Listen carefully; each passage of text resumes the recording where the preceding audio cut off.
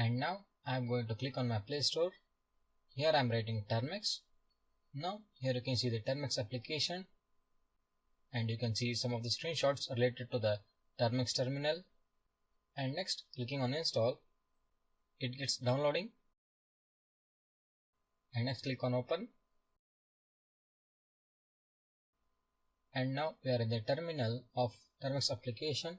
Here you can see some of the information like Wikipedia.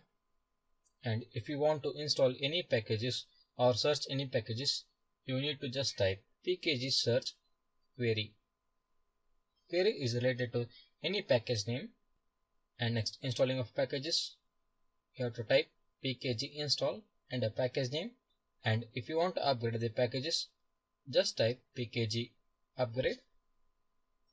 And if you want any help from the Termux application, you just type pkg help. So in further videos, we are going to see how to hack the devices, how to do web scanning, and many more things. So that's all in this video. Thank you.